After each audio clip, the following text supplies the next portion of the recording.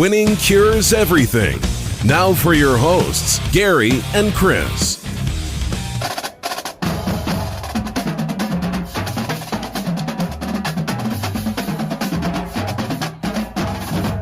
Welcome in. Winning cures everything. It is the Sunday, November 28th edition of the show. I'm Gary. I'm Chris. And he has returned from the happiest place on earth, and I am so glad that he's back. Good gracious. We have got a lot to break down. I think I need to toss the chat in here. There we go. We'll go on and read through the chat real quick. Ghost Dog jumps in. Haven't seen this Michigan team in a long time. Congrats, fellas. Ball Python Love said, so happy Ohio State lost. Ball Python Love was, of course, jumping back in and said until they play UGA and then it's over, talking about Michigan. We don't have to talk about that right now. We don't have to talk about Michigan beating up on Georgia or Georgia beating up on Michigan or whatever. Larry jumps in. Larry Pilgrim, I know there's 3 tickets Gary's cashing after Friday minimum. Yes, Larry is talking about the fact that I had Utah over 8.5. I had Colorado under 4.5, and I had Utah to win the division. All 3 cashed thanks to Friday, so I got no worries there. That felt pretty good. I got all 3 actual physical tickets from before the season that I now get to go down to Tunica and cash. So I got to knock those things out. I've got a Memphis under that I have to cash, and now I've got to wait and see because I did have Oregon plus 275 to win the Pac-12. So we'll see what happens with that, but I don't necessarily trust it anymore. Chris, Week 13 reaction and recap. A lot to discuss. The 2 words that you and I have used over and over and over again in these recaps is volatility and consistency. There is very little consistency, and there is a whole lot of volatility. This year, we do not have Clemson in the ACC title game. We do not have Ohio State in the Big Ten title game, and we do not have Oklahoma in the Big 12 title game. Those were 3 of the most predicted playoff teams this season because they make it all the time. Well, not just they make it all the time, their conference is incredibly weak. Right. And their recruiting classes and their strength of their teams historically have just been so far above the rest of the competition. And the Big Ten, not incredibly weak. The other 2, absolutely incredibly weak. The chasm between Clemson and everybody else and Oklahoma and everybody else from recruiting, facilities, coaching, every measurable thing you make of a team is so far ahead.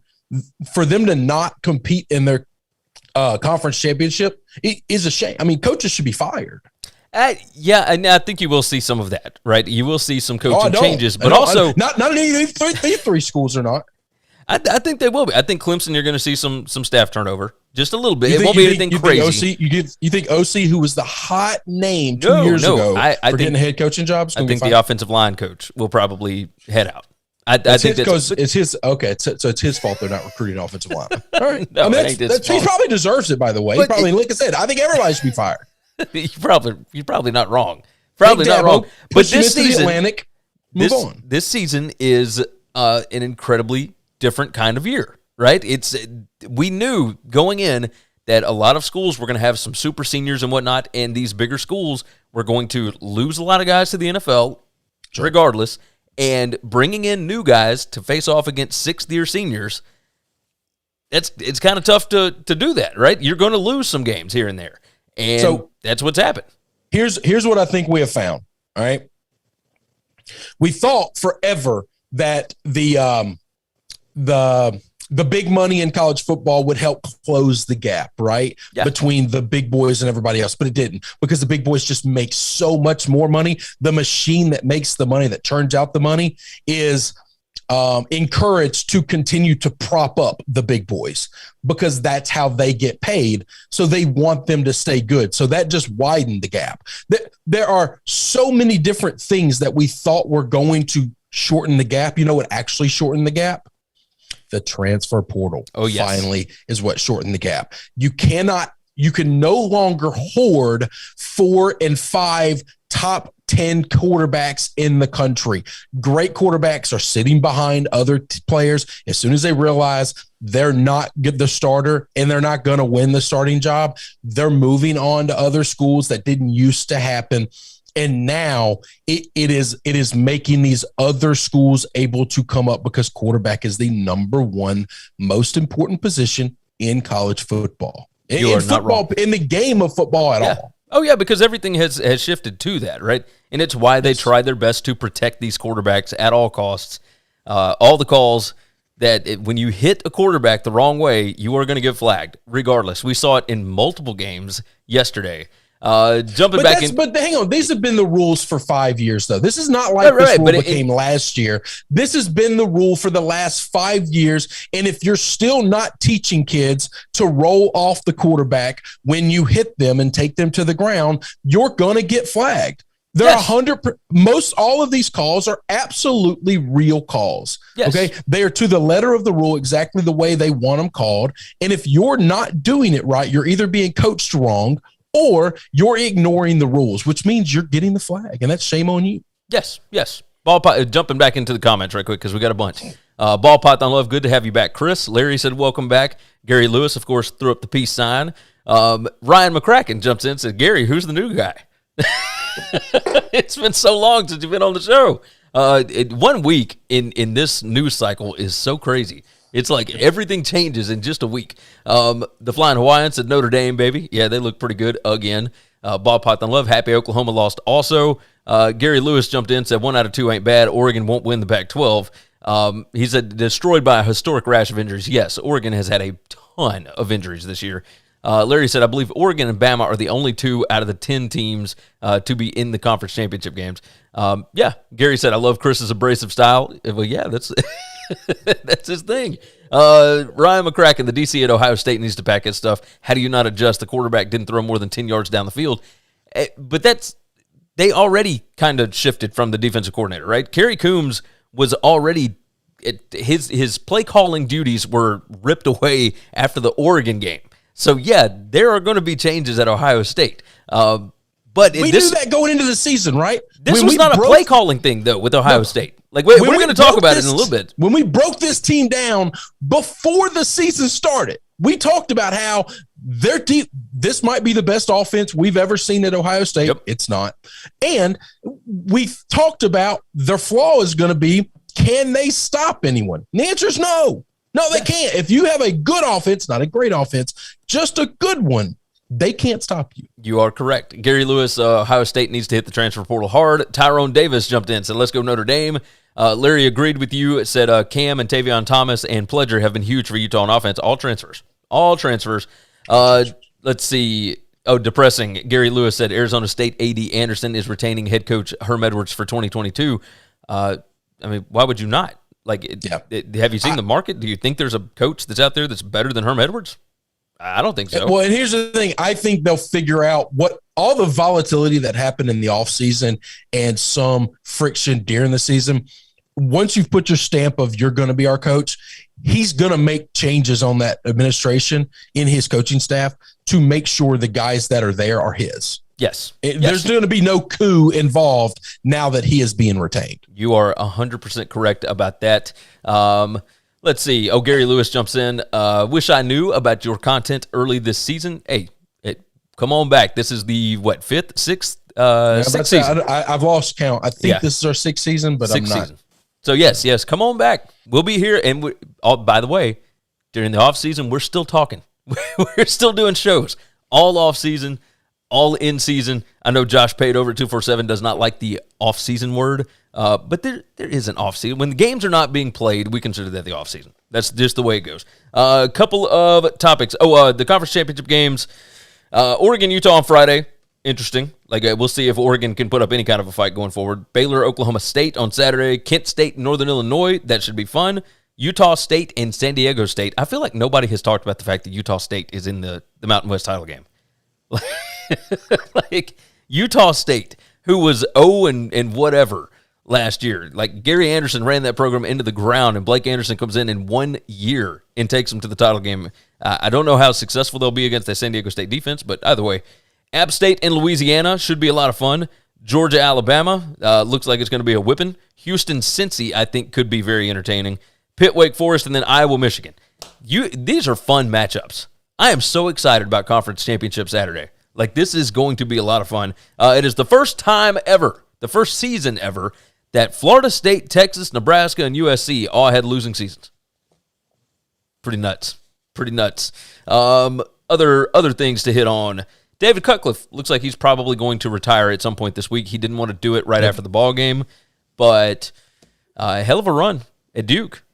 That's right. What he did with that program was somewhat unprecedented. I understand that Steve Spurrier was there before, but Steve Spurrier did not stick around. He won a conference title and then bolted for Florida. And obviously, who would blame him? But what David Cuttcliffe did with a program that was in the dirt and brought him to making an ACC title game and made several bowl games, that was a really competent program. It's fallen off here lately. That does not diminish what he has actually done over his tenure there. He's a hell of a coach, and now he gets to retire and enjoy life for a little bit and not have to worry about trying to hold up a middling program by the shirt collar. Lincoln Riley said last night that he is not taking LSU. Your thoughts? Oh God, I hope he's telling the truth. So let me. There are two things that I want to address this. Okay. LSU fan, this is my school.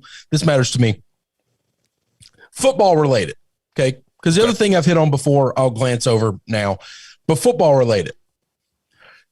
We have made one unanimous joke from the entire offseason as soon as we were announced that Oklahoma and Texas are coming to the SEC. Good luck. Enjoy going 6-6 every year. The team that he has built every year has only been – people want to give you his record, okay? Well, look how good his record is. Look how many conference championships he has. No one cares because you're playing nobodies. Your schedule, and I mean that with a little disrespect to the Big 12, they're not close to a Power 5 school. In the last 5 years, they haven't been one of the 5 best conferences a single year out of those 5 years. Okay.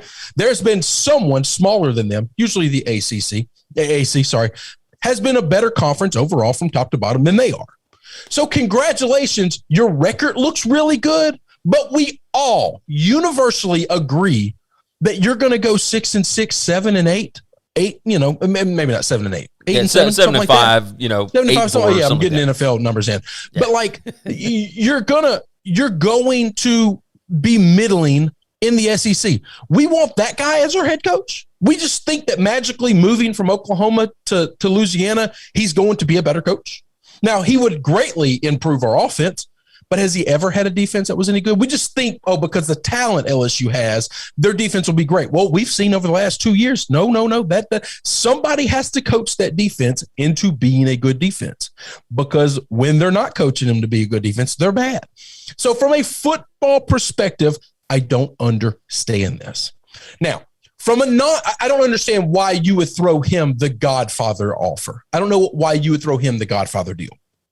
From a non-football perspective, I have a great problem. I would have a tough time swallowing this pill, because for him as a man, as a person, he has put out to the ethos, put out into the world. He's built his entire tenure at Oklahoma. He's built every team he has off of the transfer portal. Not one great star has he ever recruited and developed from top to bottom there. They've all been transfers. He's built his entire roster. Every year he's been there from the transfer portal.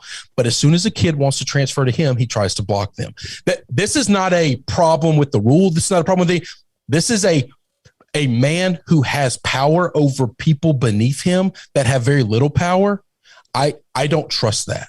That is a red flag of a personality trait that I will never be able to overlook or forgive. I just think that speaks more to who you are as a person when you have a great deal of power over somebody. How you wield that power says more about you as an individual than any outward thing you do. You could give millions away in charity. You could do so much good in the world. But when you have power over somebody who has no power, and you disrespectfully wield that in a way that is dangerous and not good, and you have to be shamed by an entire community that covers your sport, I think that is a disgusting thing. I could swallow all the pills of getting an Urban Meyer or a bad dudes that I just think are bad dudes that I think are kind of pieces of crap. But also don't try and act like they're not pieces of crap, right? That's like right. They're just true to who they are. I can't handle the fake, and what you do to those who have no power over you, that says more to who you are as a person. I'm really going to be upset if we get him. And I don't care if he brings rings and championships. You know that, Gary. Oh, yeah. I have been a guy that I don't think it's our birthright to win 10 games every year. I want to. I don't think it's our birthright to win championships every 5-6 years. I want to. I want to win all of the time. I don't think it's my destiny or my religion or it should be what I get. Okay. Yeah. I want a coach that wants to be there and wants to love the program and wants to build the thing. But I also want somebody who I think, listen, Les ended up being a piece of crap, it seems like. But I didn't know that, and I saw no signs of that. And as soon as I kind of realized it, I changed my perspective. Yeah. This is somebody you jumped off of it believe.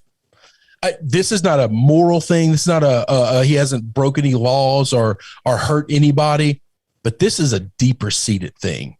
That when you block a kid, but you build your entire, at least Dabo, who I don't have a lot of respect for, says, I don't like the transfer rule. I don't want our kids transferring, but he also doesn't take a lot of transfers either. True. So I give him credit for that. It's a principle thing. I hope to God Lincoln Riley's not our dude. There's like 4 or 5 other guys I would be happy with. I'd love to have. I think there's a world. I definitely think by the SEC title game we have one.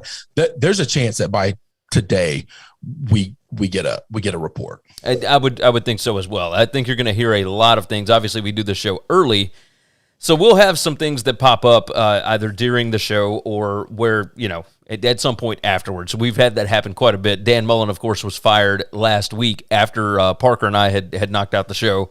A little strange. Ben Herndon jumps in, a little off topic, but Georgia Southern is all aboard the Clay Helton train. Talk about winning this year's coaching carousel. I don't think that's a bad hire at all. Like I think Georgia Southern did pretty well.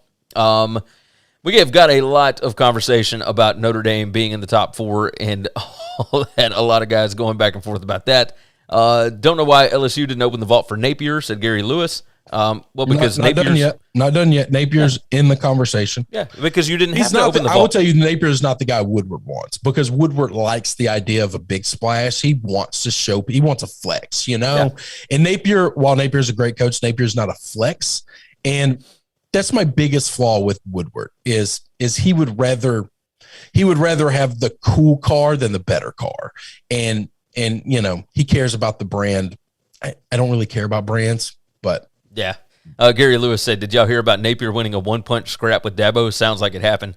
So I have heard stories about that from way back when, and yes, it more than likely happened, but... Well, I will tell you this, that endears him to my heart more than any, and now I kind of want him as my coach more than anyone else. He's a tough. You beat up Dabo physically. I don't care about that. Look, Coach O is a tough son of a bitch. All right, listen, yeah. I got it. You beat up Dabo physically. You're my guy. Okay, me and you have a lot in common. Yeah, absolutely. The next topic that I wanted to hit before we get into actual games: Dillon Gabriel transferring from UCF. I don't find that super surprising. We talked about the fact that he did not really fit what Gus Malzahn likes to do on offense. Now that Mikey Keene, I believe is the kid's name, now that he's been through a whole season, they have improved drastically from when that freshman first started. I don't see any reason for Gabriel to come back to UCF to be used in a scheme that doesn't really fit his talents. I think he's going to be a great pickup wherever he ends up going. Yeah. I think I completely agree. No, I completely agree. He was one of my Heisman tickets this year before he got hurt that I had. And you're right. Why would he stay at okay, he would stay there because he loves the school, but Gus didn't recruit him. No. He's not Gus's guy, and Gus isn't his guy. He didn't choose Gus. If I thought there was a world where I didn't just absolutely love Hendon Hooker, I think he'd be on the first thing smoking in Tennessee. I think he's better than Hooker. I think Hooker's staying at Tennessee. I think Hooker's got one more season. There's been a lot of talk about that up in Knoxville, and he could have gone through senior day activities, and he didn't, which leads a lot of people to believe that he's going to be back next year. I think he's going to be back, and I love him. and I love him. And he's been really good. He's great in that offense. So he was not great in Justin Fuente's offense, which I don't have this down to talk about. But Virginia Tech beating Virginia without a coach, really?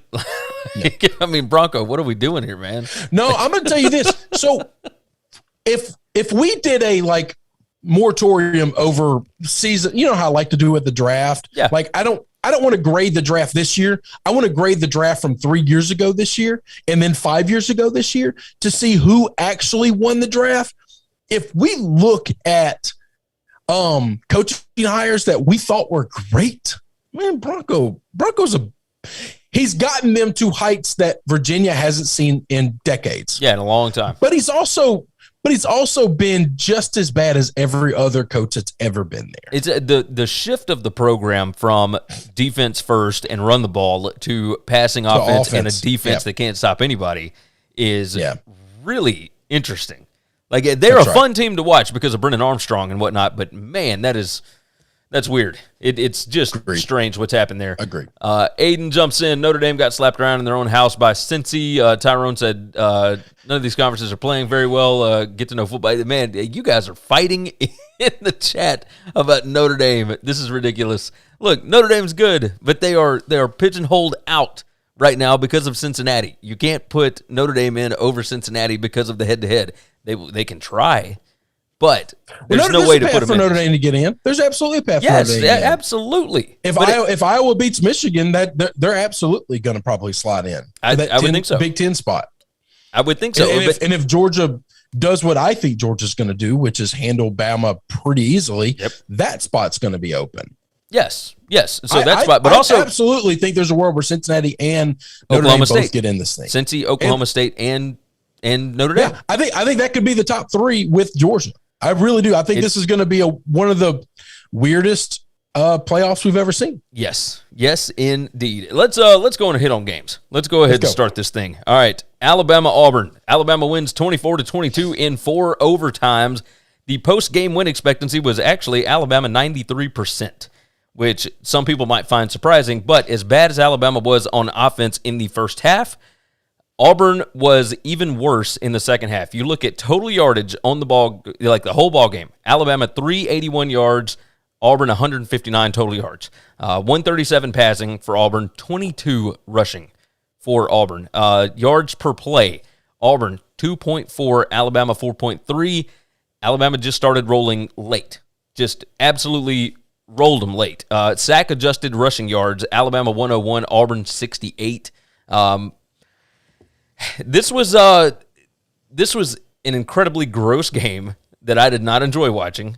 I hate this Alabama football team, and yet it's been one of the more enjoyable seasons as far as being able to watch games, right? Because I enjoy the blowouts because I watch every play for what it is, right? But when you get a season like this for casual fans and whatnot that just want to see exciting football, that's what this is. Alabama's not a very good football team, and Auburn proved that. Derek Mason, what he did in that first half against Bryce Young and against that offensive line was genius. And maybe it wasn't even genius. It's just he used his common sense. Okay, he's not very good when you pressure him. Or at least when you bring pressure from both sides, right? When you don't give him an escape route, he's got nowhere to go. He can't get rid of the football because that offensive line can't block me and you, Chris. That Alabama offensive line is terrible. And on the other side, Auburn, without their quarterback, without their kicker, had a bunch of injuries just all season long. Things have not gone well, and they put up an incredible performance in this ballgame. It was a lot of fun to watch. I want to get your thoughts on what you were able to see once you got back in town, because the first half was rough. I mean, it was rough, man. Well, the best hire in the SEC this offseason was not a head coach. It was Derek Mason's DC hire at Auburn. That's the single best hire in the SEC this year. Yes. And I what he did was great. Auburn's offense is obviously inept, completely inept. I use the word cathedral to talk about the people that run this sport and basically run the SEC because they run the sport. It all goes through them. And they do what they do, which is they find ways to justify propping up Alabama. Bama, I know you hate hearing this. Bama gets every call. And I know you thought the roughing the passer call was bullshit. It wasn't. It was absolutely the letter of the rule. You cannot drive the player into the ground. That's an NFL rule. That's it. I'm with you. But Gary, they've called it in college football for 5 years. So you can say it's an NFL rule. They're calling it the same, and they didn't just start this year. They didn't start last year. This kid the kid that made that hit has never played a college football snap in his life where that rule wasn't called. You cannot drive the player. He made no attempt whatsoever to pull up off him at all. So I don't like it, just like you don't like it, but it's still a rule that has been called that way his entire college career. So he's either being taught it, or he just doesn't give a shit. He just made a bad decision. So the face mask, which would absolutely have made a dicey kicker have to have a bigger kick and a bigger kick to take this thing, in overtime would have been a big deal. I think Auburn lost this thing when they scored the touchdown in overtime. I said this the second it happened, you have to go for two. You have to go for two. I know the rule is when you're at home, the other team has no.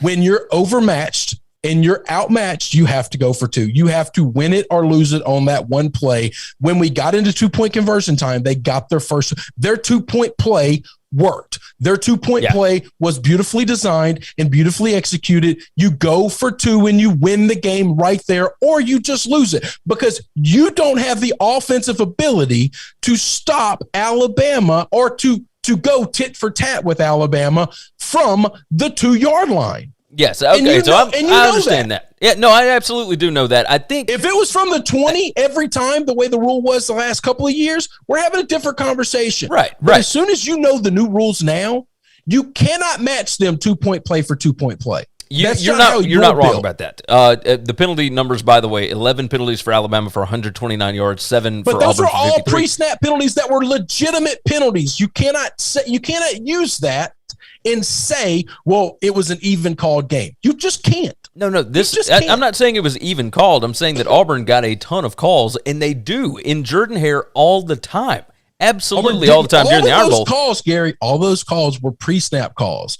So many of those were pre-snap calls. That is not them getting calls. You can't have 129 yards in penalties on pre-snap calls. Like that. Did you not see it? Did you not see the numbers? They talked about it on the game multiple times about how Alabama has not handled the noise very well at all. Look at all these pre-snap penalties. There were a ton of those. Yes, absolutely. Yes. But the big calls absolutely went. So also non-calls. There were a ton of non-calls. Either way, regardless of all of that, the going for two situation, none of this would have necessarily mattered had Tank Bigsby not gone out of bounds on that drive right before Alabama, right? That is correct. So I did write down Auburn lost this game just as much as Bama came back to win it. I'll tell you this: today, tomorrow, and the rest of this week, the rest of this season, if one talking head pundit speaks C.J. Stroud's or Bryce Young's name for Heisman, they should be pushed into the nearest body of water they can find. All right. If one person votes for one of those kids over the other guys that have performed so much better than them, those two kids have everything given to them talent wise. And they did not come close to performing to what expectations were this year. If you get that, you lose your vote forever. I'm just done. The Bryce Young thing, that at all. Bryce Young will get votes, partly because of minute 35 left, 97 yards to go. All the Alabama guys that are former Heisman guys, they're all going to vote for him because that's what we do with this award. That's why the award doesn't mean anything. I'm talking about media members will vote for him because he went on a 97-yard drive with no timeouts left and threw a touchdown pass in the corner of the end zone to a freshman wide receiver. With the greatest offensive machine in college football, right? I wouldn't say that this year. Okay. I certainly would not say that this year. All right, you're gonna have three of those receivers probably go in the NFL in the first round. Well, Jamison Williams was out due to targeting early, which, again, you want to talk about peak Iron Bowl weirdness, having the top wide receiver on both sides of the field. go out of the game disqualified for a targeting hit on a punt return, which, I mean, it was absolutely targeting, but it's like, man, what are we doing? The whole thing was just strange. Auburn, 7 sacks in the game, and all of them came early, right? Just dominated. They dictated the first 3 quarters of this ball game. This was interesting. I mean, just really interesting. The reason I loved Michigan, the reason I loved Auburn in these games, plus the points. I didn't think they would win. I'm gonna go out and say that. I didn't think they would win. I thought they could win. I didn't think they would win. The reason I love them plus the points is both of these defenses pressure quarterbacks, and both these quarterbacks have shown if you pressure them, they're not good. They are great when they have a clean pocket, which is why when they play terrible football teams, they beat the hell out of those teams. If you can't pressure those quarterbacks, they're hanging 60 on you. All right. Yes. But if you pressure them, they don't like it. They're really bad at adjusting to it. They're not accurate. They're not good. And they make terrible decisions over and over and over again. And I thought Michigan and Auburn could both pressure these young quarterbacks, and they did, which is why there's no way on earth you can put them over a Desmond Ridder. There's nowhere on earth you can put them over a Matt Corral, and I wouldn't put them over Kenny Pickett. And I don't blame you for that. I don't blame you for that at all. Absolutely. Looking at overall numbers here, Tank Bigsby, 29 attempts, 63 yards rushing. Brian Robinson went out late, so Alabama did not have him for the last, we'll say quarter, almost a full fourth quarter, and then, of course, overtime. Pulled a hamstring. Who knows what that's going to mean for next week, because Alabama's already down multiple running backs for the season. So Trey Sanders was the guy, and they were having to work out Slade Bolden, the wide receiver, as a running back this week in practice. But Brian Robinson Jr., 15 attempts, 64 yards rushing. Trey Sanders, 10 attempts for 23 yards. And then, of course, Bryce Young, 11 attempts for negative 23 yards. Some of those, of course, sacks. 7 of them, as a matter of fact, were sacks. The fact that it was only 23 or negative 23 rushing was kind of miraculous. He did have a couple of really long runs that he was able to scamper out of and make something happen. But the going for 2 thing, I wonder about this, because if TJ Finley did not have a bum ankle, and if they had shown any sign of promise on this, like I think Harson's whole idea was, we've seen Alabama make a bunch of mistakes early. We think that they'll make another mistake, and all we got to do is stay in this and wait. Your only hope, because they had a backup kicker in this game that they couldn't have trusted. So your only hope was we're going to go into overtime and we think we'll get a turnover. Like, because that's not necessarily a turnover, just like maybe they won't convert, right? It's a crappy way to think. Right. I'm telling you, it was the wrong call, because you have to look at your team, not just the team you're playing. You have to look at your team, and you have to plan out. This is why you can't see 6 inches in front of your face, and you have to see the entire forest. Yeah. You have to look out there in the ethos, and you have to see all right, so we scored. We saw them score, and we saw them kick the extra point. So now you just scored, and you've got to make this decision. You got to make it quick, okay? But you have to start thinking about, do I go for 2 or not? All right, so if I tie them, then I have to go first next time. And then in that going first, if I don't score, they kick a field goal, they win this thing. If I just get a field goal, they get a touchdown, they win this thing. You know, if we score and we can't get the 2-point conversion there, we're probably going to lose. Like, there are too many scenarios for things to go wrong. You need way too many things to go right for you just kicking the extra point and prolonging the game. You're already beat up. You're already banged up. You know the best case scenario for you is to get to the 2-point conversion round. Yeah. That's not, if that's your best case scenario, then take the 2 then and try to win it right there. Yeah. No, I'm with you. I was trying to explain what I thought they were doing, and your point is exactly right. You have to take the chance. You had a genius 2-point conversion play call with in the pocket. Yeah, with the pass back over to the fullback or halfback or whatever you want to call him, the tight end / why are guy. You saving that for the 2-point conversion round? Like, why not take the 2-point conversion wins it right there?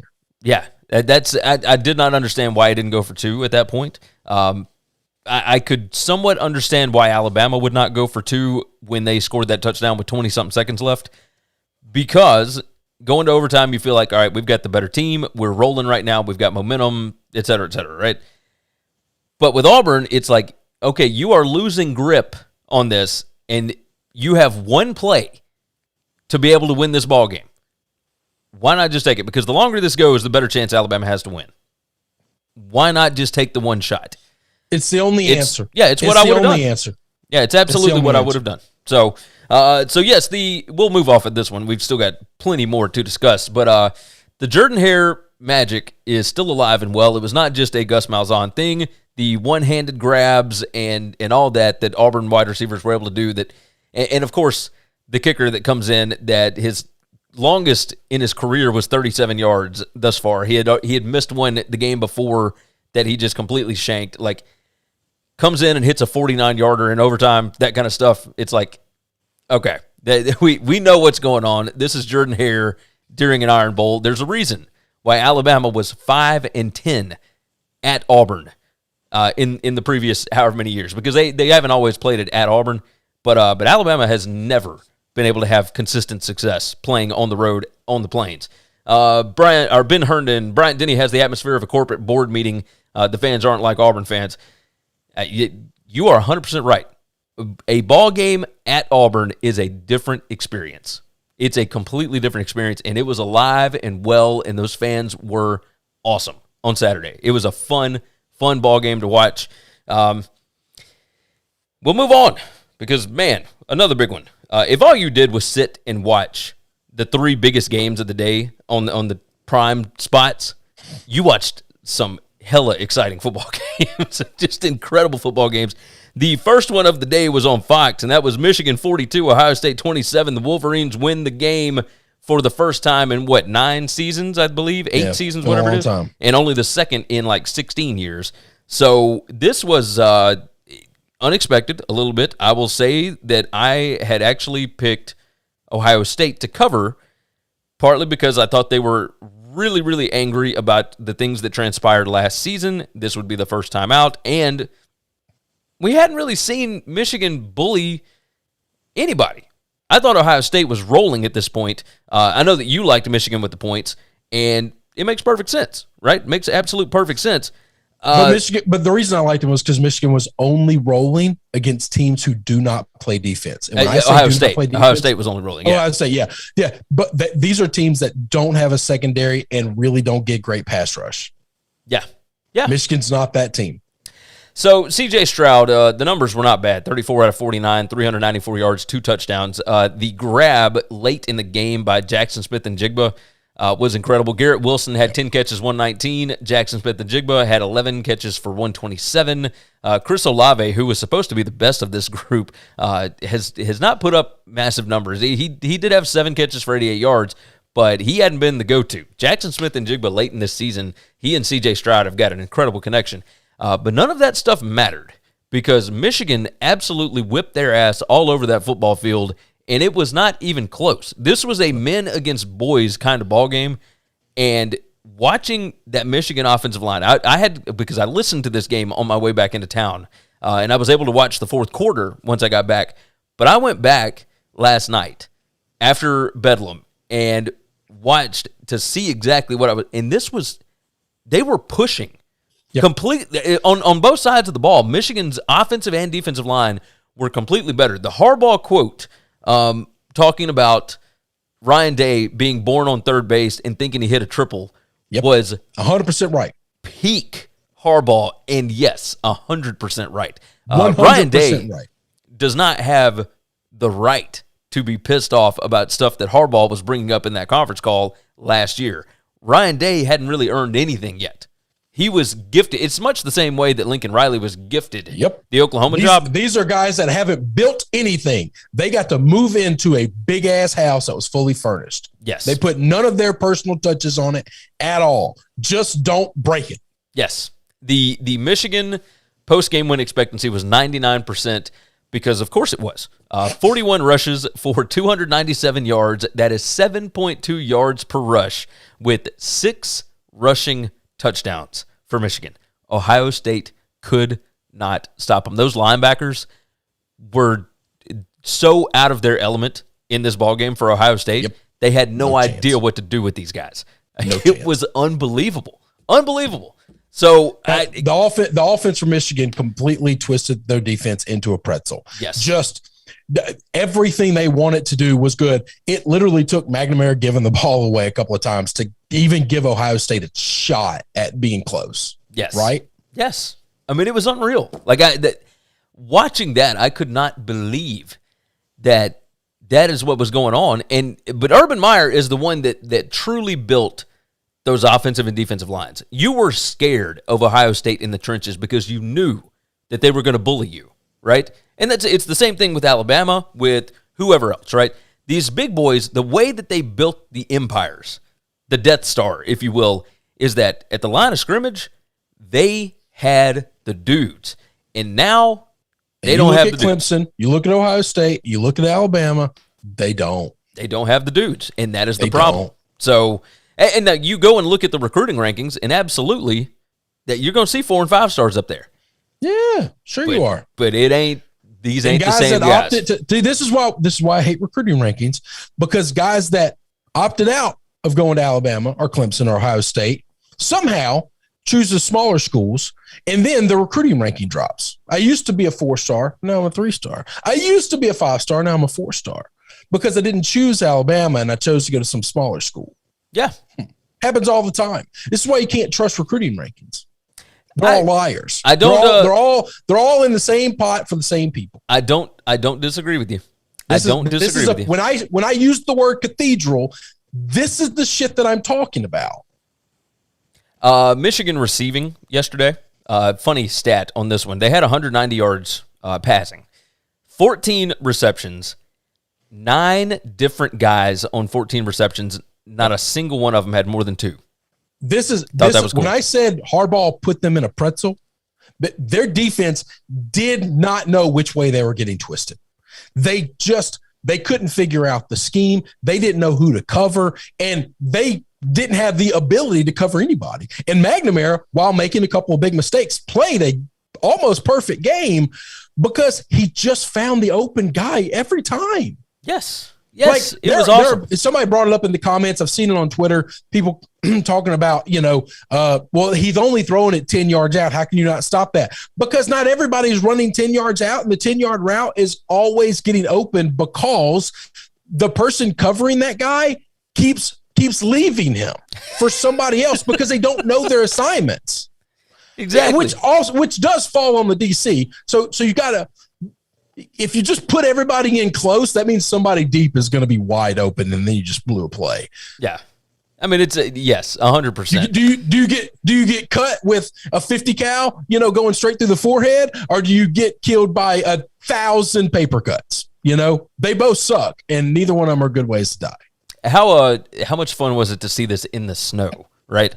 I love these snow games. Had this been a 2:30 game, you saw the weather, right? Oh, had this been a 2:30 game, we get the perfect game. Big Ten ball game, which we got in Michigan State and Penn State. We'll talk about that in a little bit. That's right. But yeah, this was fun. I mean, my God, this was fun. As far as overall team stats, total yardage was not that different. It's just that Ohio State had to get all theirs through the air. They got 394 through the air rushing. Ohio State only had 64 yards. With that stable of running backs, they got 64 yards rushing on 30 attempts, 2.1 per, because they were getting whipped. Also, 10 penalties for 66 yards for Ohio State, only 2 penalties for Michigan. Michigan did have the 1 turnover early. That was the only turnover in the ball game. Luckily, Ohio State scored on that, which gave them the lead. Did they score on it? Maybe that was when they got the 3. Maybe it was 0 when they did that. I thought that got them to 10. I thought they didn't. Hold on. Interception. They did. They got the field goal right after that. That's when they got their first score. That's right. Okay. Yeah. So the fumble. The interception. Of course, Ohio State did. They fumbled right afterwards. And Michigan. Okay, so I forgot about this. A.J. Henning fumbled a punt for Michigan, and then it was recovered by Michigan. That's what it was. Okay.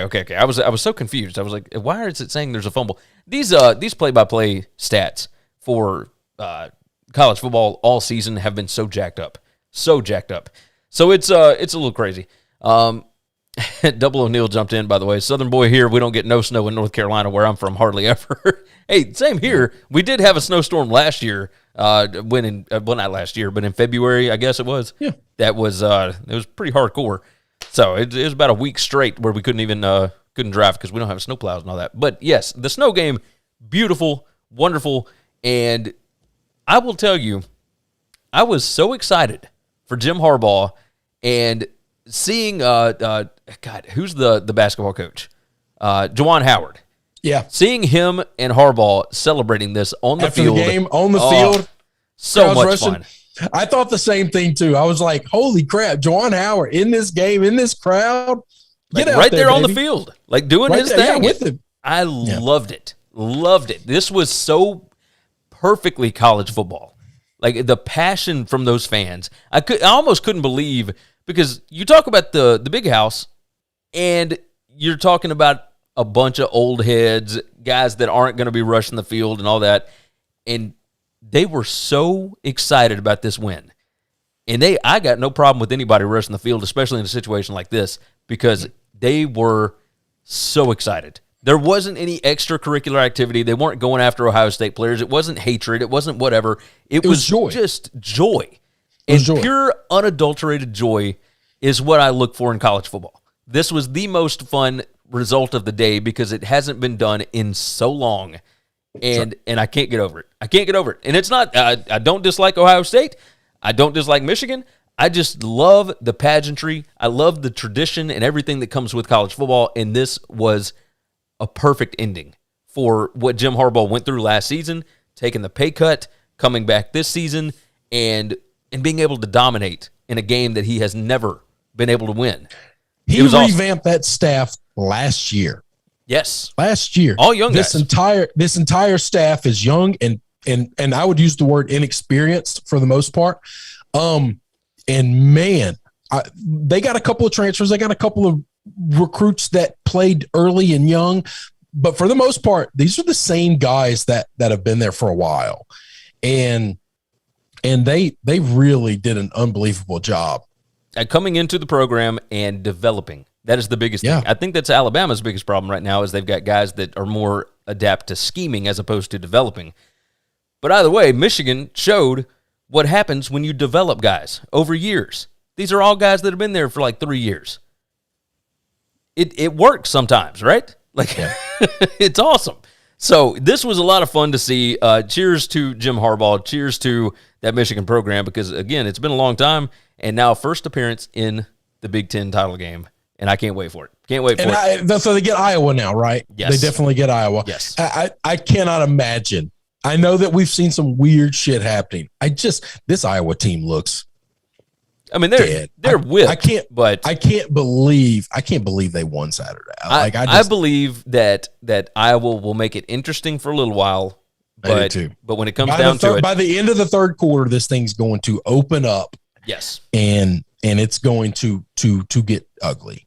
I agree. Moving on from there, we got to talk Bedlam. All right, so we'll go faster on these other ones, but these top three, of course, we have to spend quite a bit of time on. Oklahoma State, post-game win expectancy, 82%. Oklahoma State made so many mistakes that cost them points in this game. This should have been a blowout, Chris. It should have been a blowout. And yes, the points still count when the other team makes the mistakes, right? Sorry, can't talk. Oklahoma did not score an offensive point in the second half. That Jim Knowles defense, the fundamentals, again, another example of a team that brings in guys and develops them over years, because these are all guys that have been there for 3 years together. They understand chemistry. They understand the fundamentals of defense, right? They are so fundamentally sound in the secondary, and I think the pressure of the game led them to make a few mistakes here and there, especially early. But for the most part, the way that they defend passes, the way that they are able to get after the quarterback, they are such an incredibly well-coached football team, especially on the defensive side. And, of course, the tempo that they were running with early, I was a little bit worried about this. I'll tell you this. On the BetUS show, I took Oklahoma State -4.5.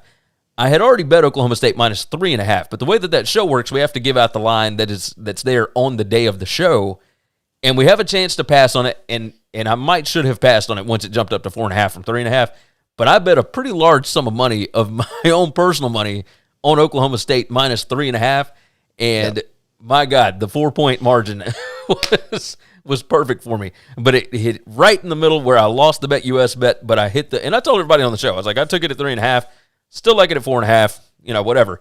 But luckily, it didn't hurt me in the pocketbook as far as that went. But my God, I mean, just so many mental mistakes that caused running into the kicker or roughing the kicker, pass interference calls that just so frustrating, right? This was the turnovers that actually cost points were Oklahoma State's turnovers. They had 3 turnovers that cost them 13 points. Oklahoma had 2 turnovers that cost 0 points. Now, that's because of the way that turnovers are actually cited, I guess. They're kept in the stat book. But that Eric Gray fumble on the punt return led directly to the game-winning touchdown. So that did count as whatever, but it did not count as a turnover on the stat sheet because it's weird. I don't get how that works. But either way, this game was incredibly fun. And it's the whole reason why they call it Bedlam, right? Go ahead. I know you want to jump in. This was the best game of the 3 by, and I don't even think it was close. I loved watching Michigan just manhandle Ohio State. Yeah. Now, but that like if you are an unbiased observer and you don't know history for the last 10 years and you're just watching a football game, that game wasn't really fun. Michigan kind of just beat the shit out of them. Yeah. And the Alabama, Auburn game, defensive struggle, it wasn't just a defensive struggle. This was just 2 bad offenses. Yeah, it was boring. This is 2 offenses these weren't defenses making great plays. These were 2 offenses that didn't know what the hell they were doing. Yeah. That's not fun to watch. Because I'll watch a defensive struggle all day long. This was not that. This game was crazy, wild, mistakes, big plays. Oklahoma State made all the mistakes because that's what Gundy does. He kind of falls apart coaching-wise in this game every year. He held on to win it. Thank God. We love that. But has he ever, coached a great game from start to finish in Bedlam? Ever? No. And somebody brought it up. Well, all right, so hold on. 10 years ago, 2011, when they beat Oklahoma, 44-10 or whatever it was. That was the year that everybody thought they should have been in the national title game anyway. That's right. But that was the one. That game he would probably. Yeah. So that was it. Go ahead. So somebody brought up very few highly rated high school players for this Oklahoma team. Like they're not loaded with 4- and 5-star talent. This is player development. You know what this team reminds me of? This team reminds me of those really good Mississippi State Dan Mullen teams. Yeah. They had a 4-star to be found on that roster. Some of those rosters, but man, those kids all play well, and they are well coached and they are well prepared. That's what I thought about this Oklahoma State team. They just keep coming at you. They keep pressuring you. Games kind of got ugly on them early in a couple of games, and they just keep doing what they're doing. They don't panic, and eventually the other team finds a way to break. They make a mistake. Oklahoma State capitalizes, and they go on to win the game. They haven't beaten the hell out of a lot of teams. They just keep putting pressure. They just keep coming at you. And they normally don't make mistakes. In this game they did. They just kind of found ways to overcome them. I found it very enjoyable to watch, not just seeing Oklahoma lose, because I do like that. But that has nothing to do with it. This was a fun game. I mean, Oklahoma made some plays. I mean, yes. Williams is a stud, and he's absolutely going to be unbelievable to watch. That last drive where Oklahoma State has done everything right, and they're playing man-to-man defense. And they came after the quarterback, but they opened up a hole on the right side of the field where he ran 54, 56, whatever the hell it was. Just drove me insane because, of course, I'm like, you've got to be kidding for you. That's what I was worried about. He's gonna be a problem. He's gonna be a problem if Lincoln Riley can stay there and hold on, and develop him. He's only played half a year. I don't know what you have to do. I don't know what's going on in Oklahoma's system to where they just can't stop anybody. But we thought this year, you told me, every pundit in the world told me this year's going to be different. Oklahoma's defense is going to be legit. And man, I said, I'll believe it when I see it, but I don't see why they're going to be better this year. And he named off, they know the system, and the DC has got things rolling, and they got all these high talented transfers coming in because that's what Lincoln does. And I just was like, okay, let's see it. And week one, we're all looking around saying, well, so much for that great defense when Tulane's dropping a 40 burger on you. Yeah. No, I will tell you this.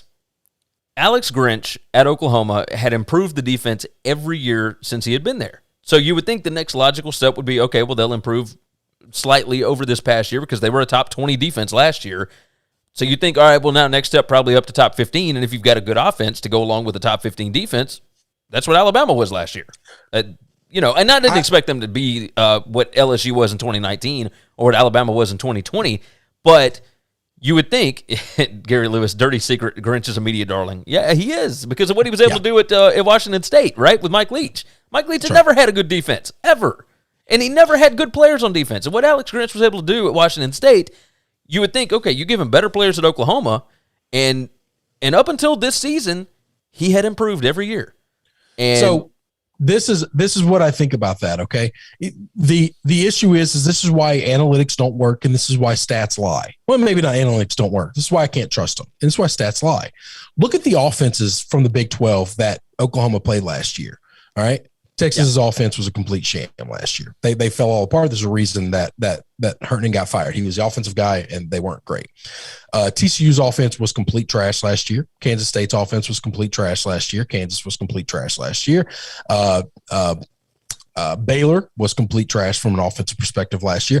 Every team they played but Iowa State was god-awful on offense in conference. Yeah. And so their defensive stats look better and better and better. True. Because they played all these teams that were terrible. And magically this year, all those teams' offenses are a lot better. And Kansas, terrible Kansas, gives you a scare. that offense looks like shit.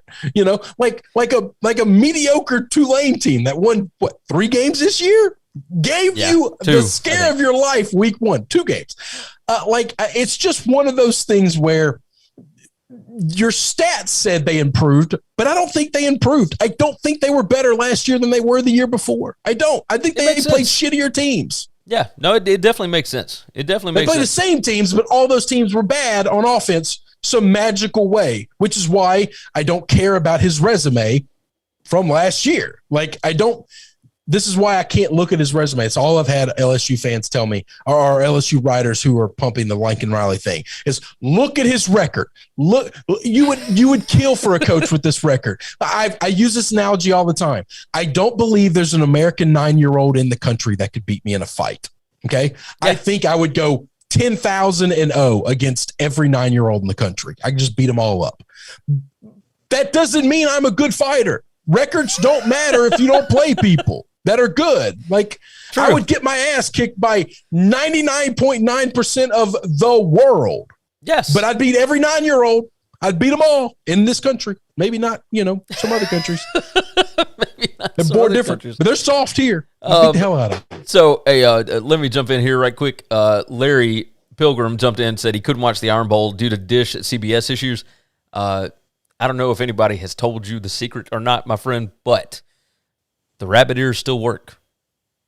Just letting you know. I don't have rabbit ears either. This would completely bamboozle me if I had that problem. Yeah, so. You didn't miss anything, Larry. You didn't miss anything. I promise you. All the good parts were on a highlight reel, and it took about 30 seconds to get through. Okay, yeah, you're probably missed nothing. You saved yourself 3 and 4 hours of bullshit.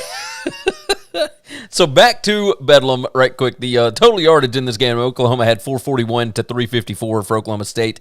Rushing yardage, 189 to 140. As far as yardage goes, it was pretty even, but Oklahoma could not finish drives, and they didn't score in the second half. The pace that this game was going early, I thought was bad for Oklahoma State's defense, and then they completely shut them out in the second half. They gave up 9 points in the second half due to Oklahoma getting a safety and a turnover. So, it is weird game.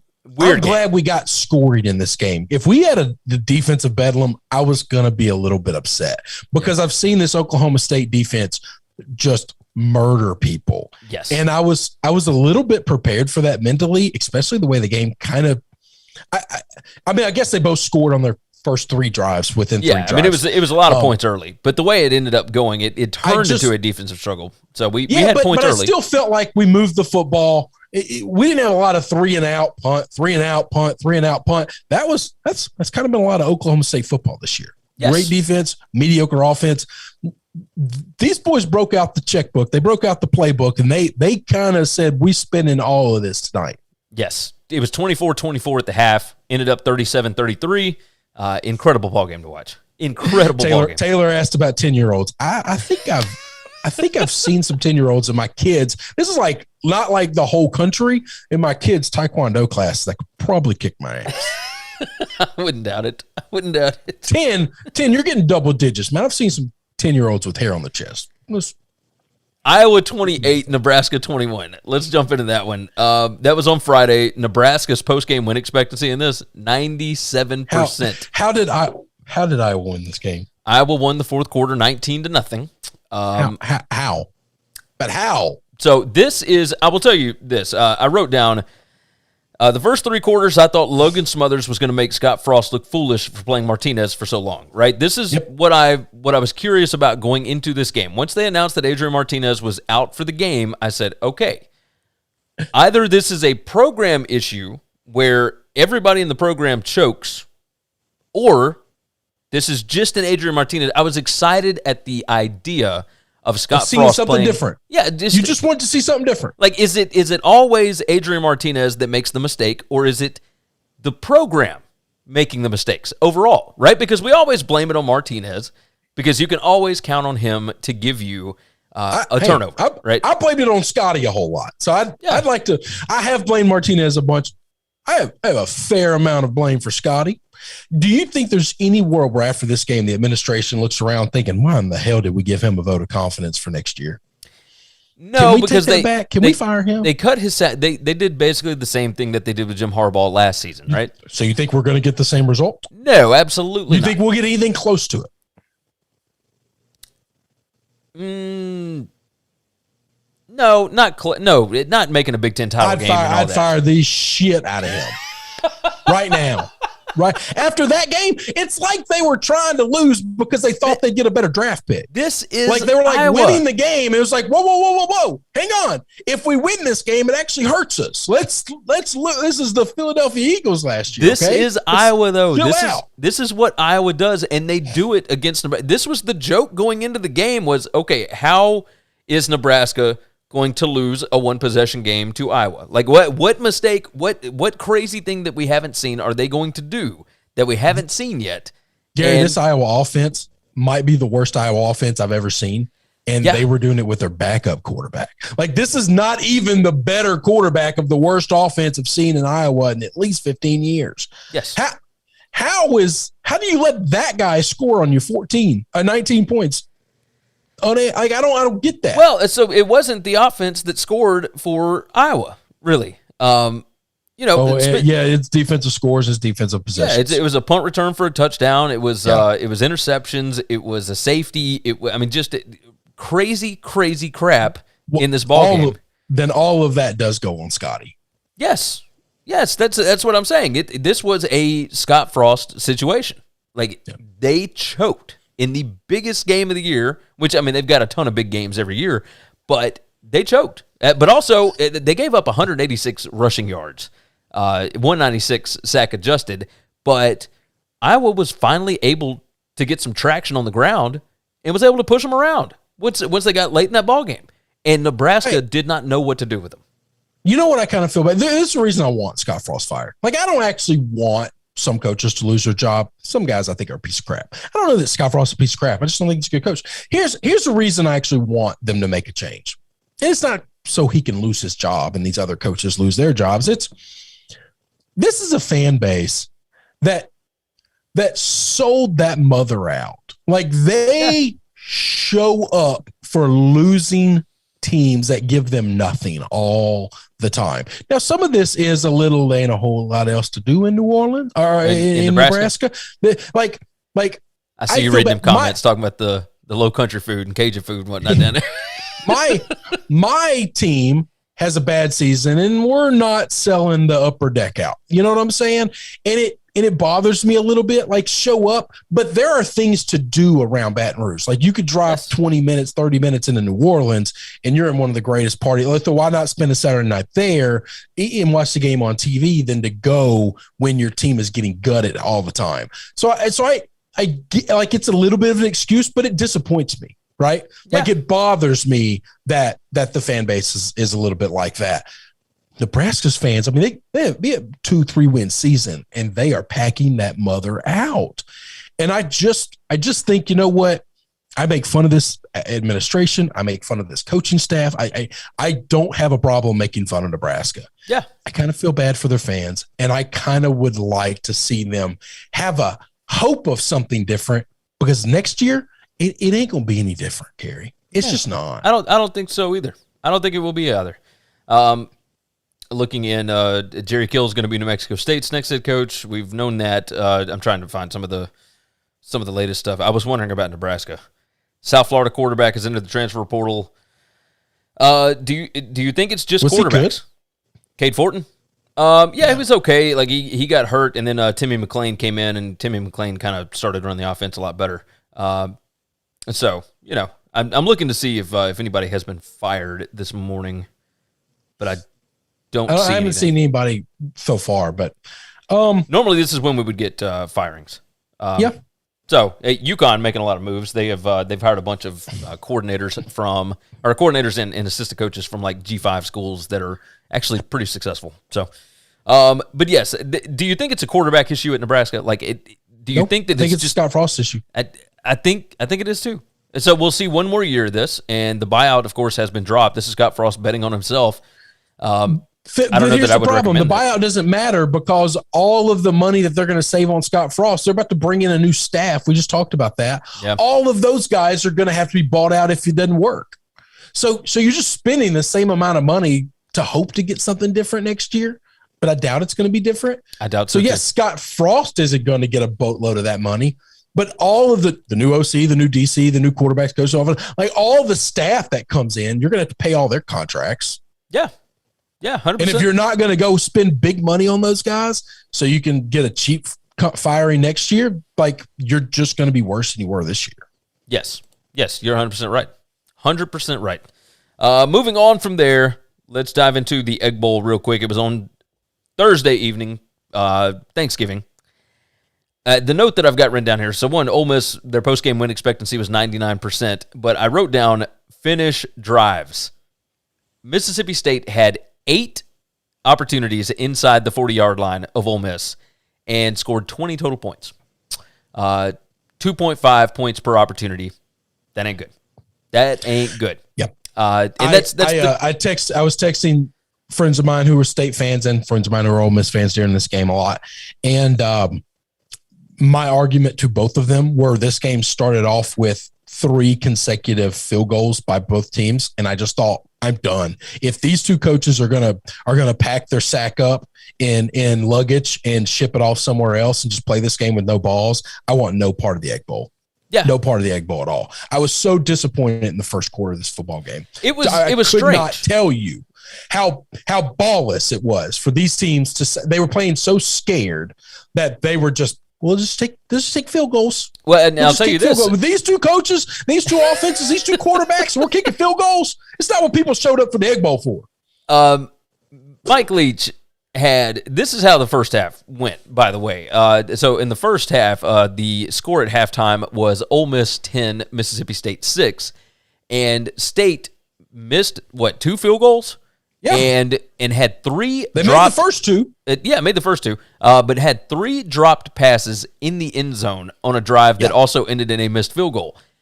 You have to be able to get points. You got to be able to get points. I was on ESPN Chicago on Wednesday, right? And Jonathan Hood was asking me about this game and whatnot, and he said, All right, so I'm absolutely taking over 66 in this ballgame, and I said, whoa. Like, have you need to pay attention to what is going on because DJ Durkin's defense is the epitome of bend, don't break. And just totally different at the end of the year than they were at the beginning of the year. Yes. Like this is a team that has improved on one side of the ball more than maybe anybody all year. Started off god awful, had to be in the hundreds of rankings, and now not just pretty good, but pretty damn good. Yes, they are pretty damn good on defense, and State is much the same way. A really good defense. What Zach Arnett is doing on defense at State has been incredibly impressive. But that said, you had 420 total yards for Mississippi State, 388 for Ole Miss, and the opportunities were there. Larry jumped in. Lamest Egg Bowl, I've seen him forever. I mean, it kind of was, but it was still exciting. Well, it's only because of the first half. This was so my text to my buddy Moss, who's the biggest State fan, and he's the best State fan. He's a great guy. Okay, like he doesn't get involved in the bullshit. He wants good things for every. Anyway, he's a decent dude. I told him the worst thing that could have happened was you making the first 2 field goals. If you miss the first field goal, you don't kick field goals again the rest of the game. You sack up, you go for it, whatever. I thought the same thing. You make those first 2, that is a terrible 3-point shooter. That is a big man stepping behind the arc, everybody letting him shoot wide open and making the first one, and the other team all looking at each other and just smiling, saying, well, yep. He's not going to be clogging up the paint for the next 45 minutes because he's going to be out there thinking he can make all those sons of bitches. Yep. And that's what happened. That's what happened. It was interesting, to say the least. State had multiple opportunities, could not finish. And Ole Miss was able to, I mean, they put their stamp on it. Lane Kiffin looked very excited about that game. And cheers to him for being excited. Obviously, they've won 2 straight Egg Bowls. That's a good thing in this rivalry if you can beat your rival. So I'm curious what the next step will be for Lane Kiffin because obviously there's a lot of talk about him going a multitude of other places. Well, I want to talk about that a little bit, but also I want to address this. Here's the negative you get with Leach, and I told this to all of my State fan friends. Leach is an analytical guy. Leach is a thinker. And Leach is a planner. He doesn't get too high. He doesn't get too low. He doesn't really care. He has a strategy and he has a plan. And sometimes it works and sometimes it don't. And that's the way the math guys live their life, right? You get that, correct, Gary? Yes. Because of that, rivalry means nothing. Like he can't get his team up for a big game because he sees it as a game. And he doesn't care that the uniform on the other side looks differently and he's supposed to hate them more than the uniform that he played last week. Like that's what you get when you bring in an analytical guy, a smart guy that doesn't. This is the reason he talks at the same. He says funny things, but he doesn't say them in funny ways. It's always monotone. He's always here. You almost wish that you had somebody that was in between what Dan Mullen and Mike Leach were, right? Because Dan Mullen put way too much on the Egg Bowl and made it a little too hostile, right? Bingo. So that's that. So let's talk about the Lane stuff. I heard from because I'm a little connected into the LSU stuff. Yeah.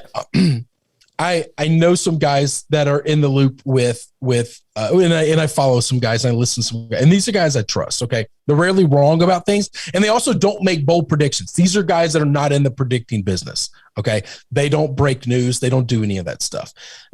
They just hear what they hear and they know what it is and they say it. Yeah, and they relay it out to Florida. Officially, I know everyone just assumes, and ESPN said everyone's saying the same thing over and over and over again. Billy Napier is on Florida's list. Lane Kiffin got an official call yesterday from Lane, Florida. From Florida. Sorry, yeah. Lane got an official call from Florida, so they inquired. I don't know if Diaz is gone or not. Out of Miami, that's one I'm kind of waiting to drop. We know he's going to get a call there. I know he at least got a call from LSU. Now, I don't know where he is on the hierarchy of Florida. or LSU or any other job. But I will tell you the word from Sexton, and this is a quote from somebody who knows Sexton. He has all these coaches as clients, right? He has the biggest client list of anybody. And he sees them all as commodities. Okay. Now the coach has to be along with this. Sexton just doesn't get to make them do anything. But his words were, I need Lane to get another job. He's trying to actively get Lane another job because he also has Lebby as a client, and it's Lebby's turn to get the next level job. And he believes that if he gets Lane hired away, Lebby will be the Ole Miss coach. Now he doesn't know that, but these are the talks that are going on, and he's looking at this like a commodity thing. He needs Lane to go from 4 years and whatever million he's making to 7 or 8 years, which is going to be the next level deal. And then Lebby goes from OC level to head coaching level. And rising tide floats all boats. Yes. Okay. Yes. And my argument I know this pisses off my Ole Miss friends, but what they have to understand is the state of Mississippi is always going to kill you because we're now changing the game. The state of Mississippi has a law in the books that no state employee can have a contract. You can make however much you want, but no state employee can have a contract longer than 4 years. Okay. Because they are state employees. It doesn't matter if the boosters pay them. They can only have 4-year contracts. Well, now Michigan State has just thrown out 8 years. Penn State is 10. I believe the Florida hire is going to be between 7 and 10. I know that the LSU hire is going to be between 8 and 10.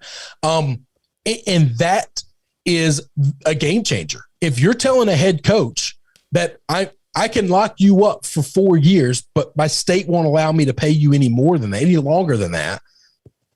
Or you can go to one of these other institutions, one of these many other schools that are just as good, probably better right now, and get a double that deal or longer than that. It ain't about dollars and cents anymore. It's about long-term security financially. That's going to always put Ole Miss at the back burner. State's kind of lucky in the damned if you do with Leach, but ain't nobody coming to offer Leach 8 years deals. And so they're not going to have to worry about that. But Lane, I think those calls are getting made. Yeah. No, I know those calls are getting made. Yeah. I just don't know if those schools are all going to choose someone else. Mississippi State was able to kind of work around that 4-year contract with Dan Mullen. You remember this? Every time he won, was it 5 games? His contract automatically renewed. So it was like a never-ending contract. And Ole Miss can do the same thing. Yeah, no. But that doesn't matter if you get an 8-year deal. And then in 3 years, you lost your quarterback, you have 2 losing seasons, and you want to get fired. You're about to get paid for 8 years worth of money if you get the 4-year deal every year. So let's say you have a year where you don't get to the 5. There's no chance for like what A&M has done with Jimbo, right? Which is a 10-year, fully guaranteed $94 million deal. That's and same thing with Mel Tucker. 10 years, $95 million fully guaranteed. You can have all the escalators, but even getting that 5th year. So let's say you win 5 games 2 years in a row. All right. Yeah. We want to fire you. Okay. We're still only buying you out for 4 more years this year, plus the 3, plus the 1 that you earned and you're getting 5 wins. Yeah. Like we're still only buying you out for 5 years instead of 8 and 10 or 7 or whatever. But those are the new numbers. Yes. And it ain't because Ole Miss will have the same TV money that everybody else in the SEC is going to have, which is more than everybody else in the country. And they got rich guys around there that can come up with big dollar figures. You know, they can get to $8 million a year, $9 million a year, $12 million a year, whatever they want. But at some point in time, $8 million a year times 4 years, as opposed to $8 million a year times 10 years or 8 years. Yeah, it's completely different. It's a completely different game. They're behind the 8 ball, and there ain't nothing they can do about it. Now you are not wrong about that. Let's talk about your boys real quick. LSU 27, Texas A&M 24. A&M's post-game win expectancy was 58%. So what I want to know, well, first off, Orgeron did say after the ball game he is not going to coach in the bowl game, so that was his final game. That was agreed upon way before then. I think that was part of the terms of the agreement. They knew they would have a new head coach involved if they made it to a bowl game. He was not going to be in the office while the new head coach was going to be in the office. This was all part of the plan. Yes. That's nothing new. That didn't just happen.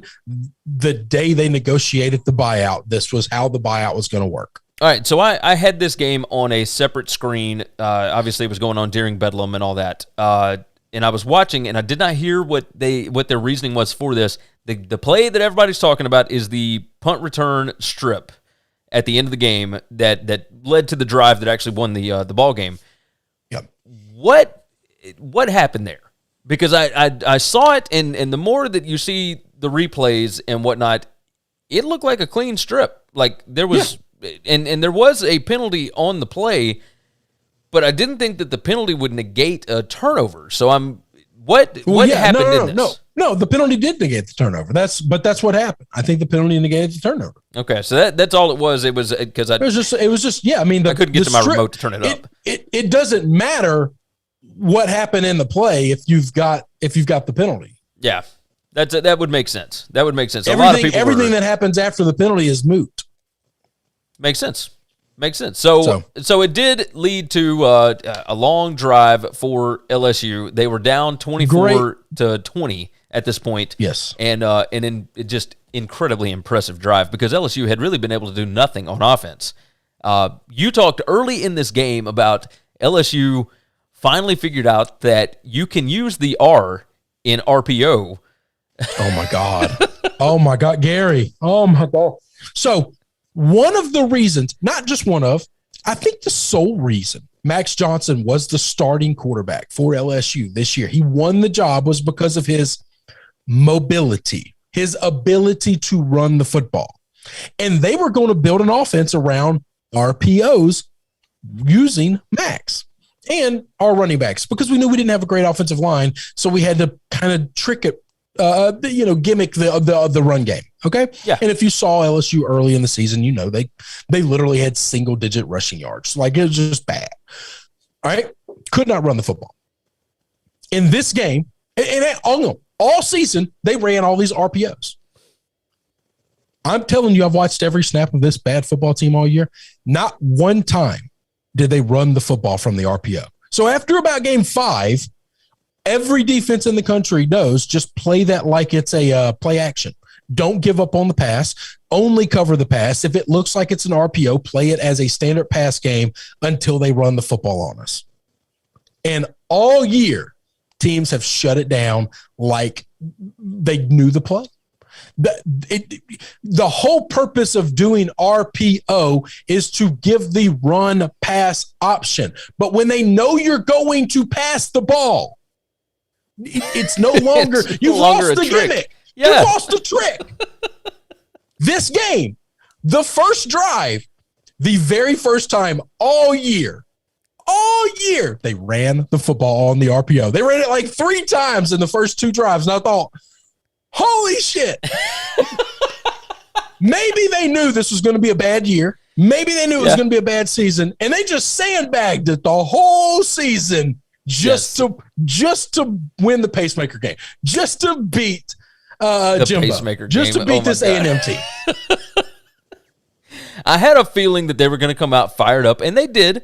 They were leading 17-7 at the half. But obviously, you knew that the pregame speech from Coach O was going to be bananas, and it was going to be everybody was going to be fired up because as wrong as things have gone the last 2 seasons, they still love the man.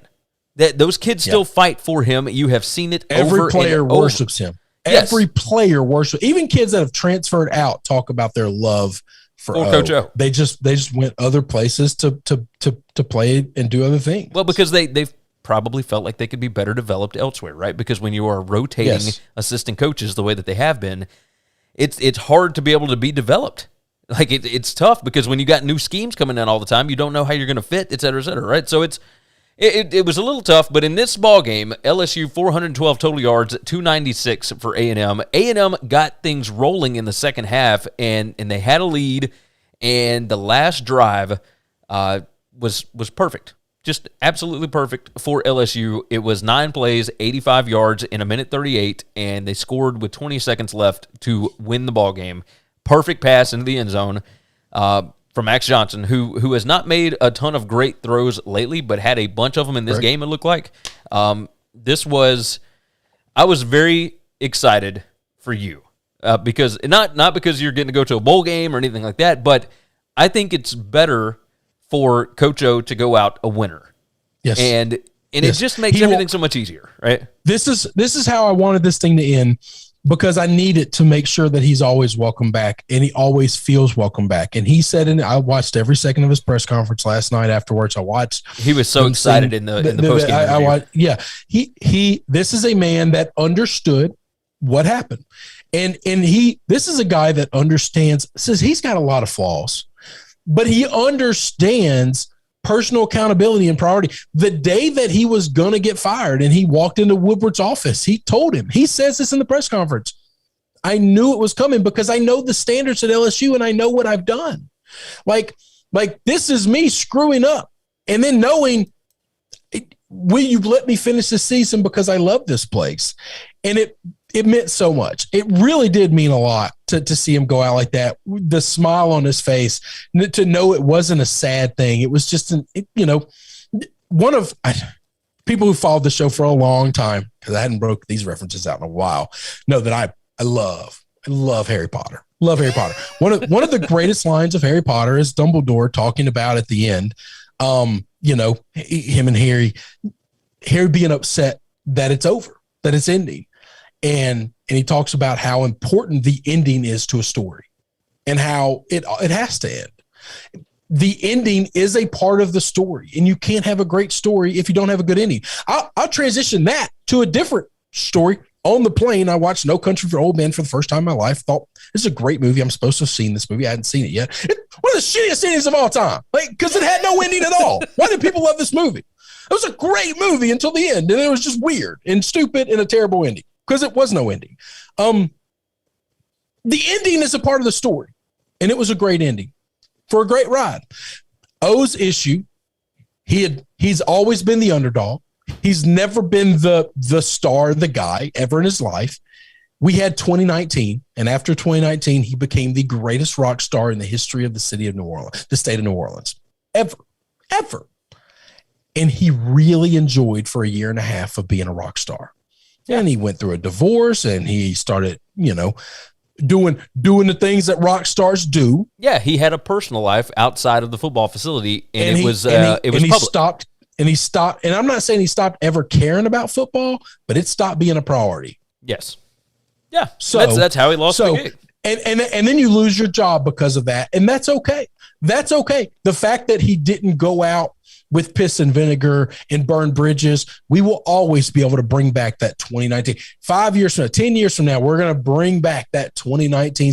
We're going to have Joe and Justin Jefferson and Jamar Chase and Clyde and Ed and all those offensive linemen players, all those linemen. Yes. Oh God, that was a great line. Whew, I missed that. All those defensive guys, we're going to have them all come back. And they're going to wave to the crowd, and we're going to remember that time. And O has to be a part of that. It can't happen without him. Agreed. And that's why I needed this ending. I didn't think we were going to get the win because I thought A&M's a real good team. I'm with you.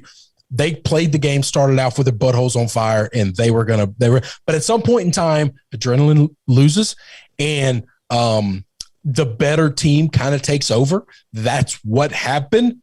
And it was an unbelievable play, an unbelievable catch by one of the most unforeseen heroes in LSU. This is a kid that did everything right, worked really hard to get here, wasn't offered by a lot of folks.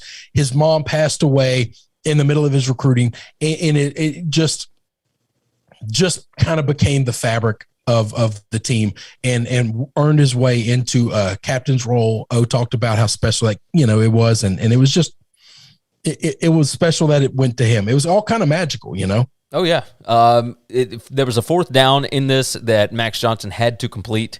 4th and 6, I want to say it was, pass up the middle for 11 yards to Jack Beck. And that kind of started the whole thing, because once they converted that 4th down, there was a 31-yard pass and then an 11-yard pass after that. I mean, it was just it was awesome. It was awesome. So, and then, of course, the 28-yard touchdown pass. That was great. Zach Calzada afterwards shared an Instagram story that said, all y'all can S my D. talking about all the A&M fans that were trashing him afterwards. A&M, I can understand the frustration, but Zach Calzada did some pretty good things, and he developed very quickly. Remember, he was not supposed to be your starting quarterback. He was not supposed to be the guy. No, and this was not a loss on him. This was that defense could not stop LSU's offense. That's Final right. Line. So, do you think too much head coaching buzz was going around that defensive side of the field? Possibly, because there's also talk about Elko leaving and everything else. That's what I'm getting at. That stuff does get into the players' heads a little bit, but I think it gets into the coaches' heads too. I mean, it's really hard to focus when you've got dollar signs getting thrown at you and job opportunities getting thrown at you. You can't ignore them. Like, these are still people, right? Right. Like, that's a really hard thing to ask someone to do. Yes, it was really strange to see. I will say that. We've got a huge number of people watching. You guys go ahead and hit that like button for us if you would. We're going to kind of steamroll through the rest of these games. There are several that we are wanting to hit on before we get out of here.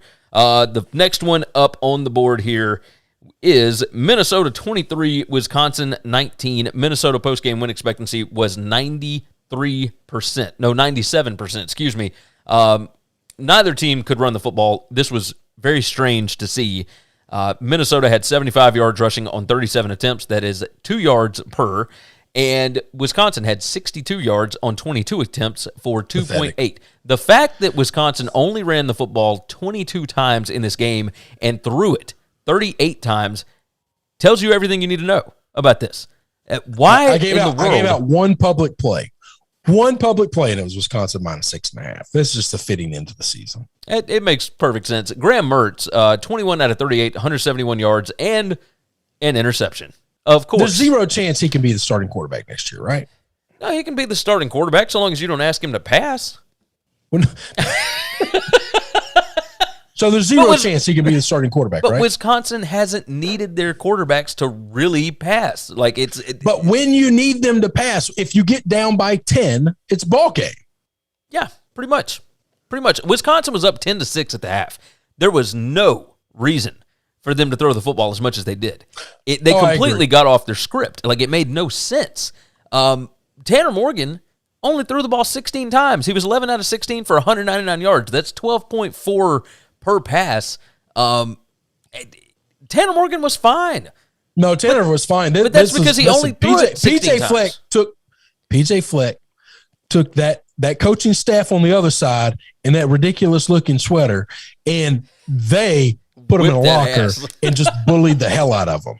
I could not believe it. I will say this. Parker, that was on the show last week, he kind of called the Minnesota thing. He said all the advanced numbers, all that crap, which it doesn't always work out, right?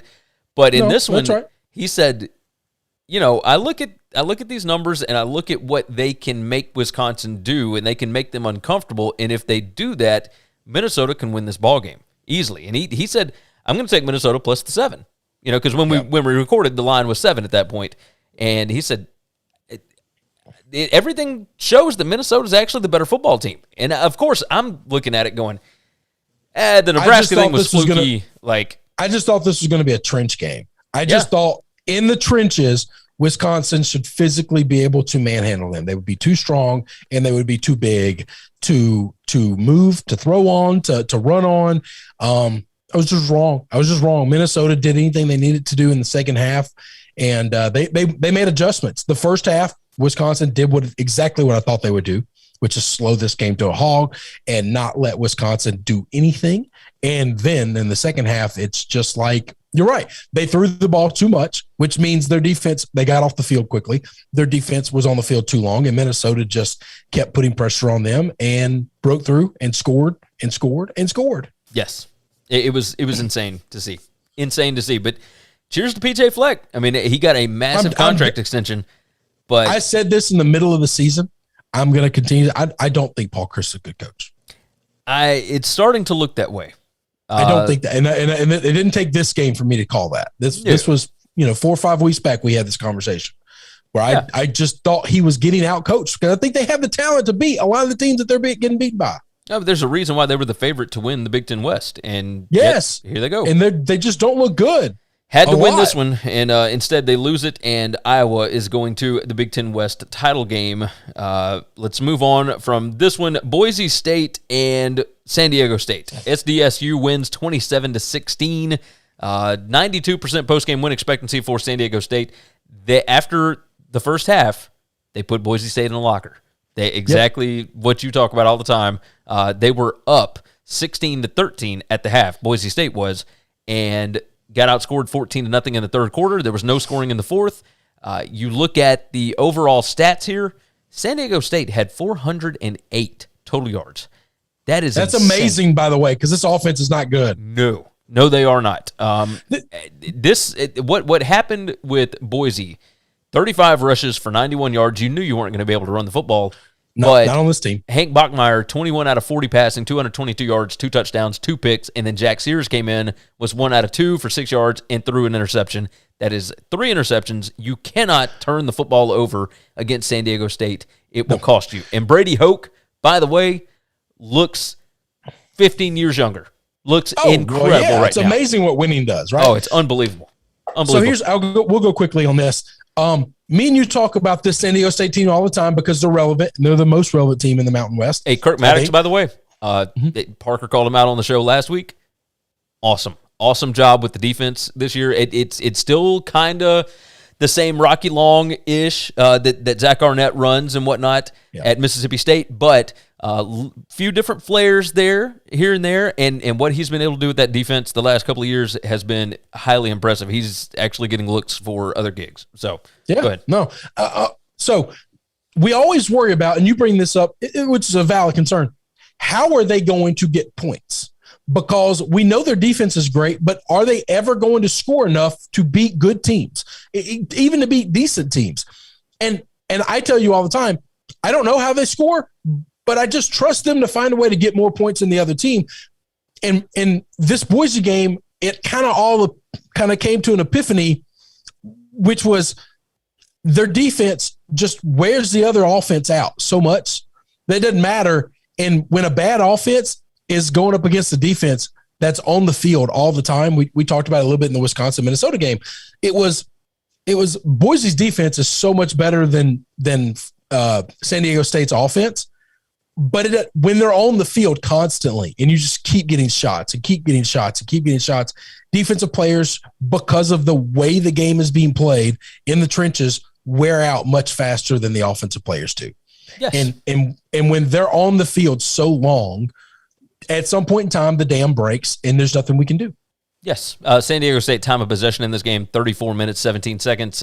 Boise was 25 minutes and 43. I want to see the split for second half. I don't have the splits in front of me. But I don't know that. But I think it gets significantly different in the second half. Yes. 100%. We have got some arguing going on in the chat here. Ball Python Love jumped in and said, "I'm glad Boise did bad this year." And Double O'Neill said, "Watch out, them's fighting words." And Ball, of course, jumps in and said, "I'm a Nevada Wolfpack fan. We beat you." Double said, "Yes, you did enjoy your win. The next one will come in the next 10 years. Like, I love this. The fact that we have a show where we have a Nevada fan and a Boise fan jumping in, that is phenomenal. That's what makes college football so awesome, right? It's not just LSU and Alabama and Ohio State and whatever. It is Nevada fans and Boise State fans. This is why we have to get rid of the phrasing Power 5, G5. Yes. Because nobody with a right thinking brain can say that the Mountain West is worse than the ACC this year. It's worse than the Big 12 and it's worse than the Pac-12. No one with a right thinking brain can say that. I agree. And I don't know that they're better than the American. Larry Pilgrim said, "Wish my Utes would have started Cam against SDSU. Came in and with the quarter and a half, got Utah to triple overtime. Receivers dropped 2-point conversion. SDSU is a good team. Super seniors." Yeah, I don't think that San Diego State will be as good next year. But again, it'll be 3 years in the same system. They got guys that are coming behind them that have been developed. Sometimes you can just do that. Like we'll sometimes, see. But man, I do think they're going to lose a lot. I think they're going to lose a lot. Absolutely. There's a reason that Fresno was unbelievable, and then they fell, and then like other than Boise, the Mountain West has been kind of a churn, right? Like a new face the last couple of years and 3 years running. I think it's hard to stay at the top of that conference. Yes. No, you're not wrong about that. Friday night, NC State 34, North Carolina 30. In between all of the scoring, North Carolina won 30-6, except that NC State scored 2 touchdowns early and then 2 touchdowns late. And this is a perfect college football. I mean, it made no sense, right? It was just stupid. 360 total yards for NC State. Like, this offense they should be so much better. They have got good pieces, and Tim Beck has been able to draw some explosive plays out of them. What Devin Leary's doing on offense is impressive. He was 19 out of 30, 247 yards and 4 touchdowns. The running back position, Ricky Person is better than he has played. Like, he just is. But the scheme that they are running makes no sense. Sometimes I watch this team play offense, and I'm like, what are they doing? And I like Tim Beck, and I liked what they were doing last season. In this season, they did not expound on it at all. Like, it was really, really weird. Perfect ending, I think, for North Carolina for this season. Sam Howell, 14 out of 26, 147 yards, 1 touchdown, 1 pick. Had 18 rushes for 98 yards.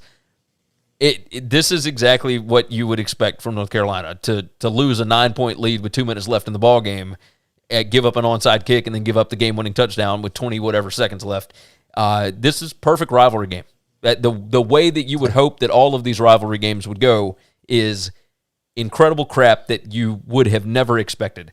The fact that North Carolina had 297 rushing yards in this game was incredible. It was 7.2 a clip in this. British Brooks, who I don't think has played a whole lot this year. Like, Ty Chandler has kind of been the guy. Ty Chandler had 6 attempts for 59 yards.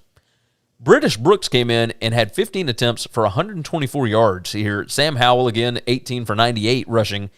NC State could not stop them on the ground. And NC State has had an incredible defense this year. But they could do nothing against North Carolina.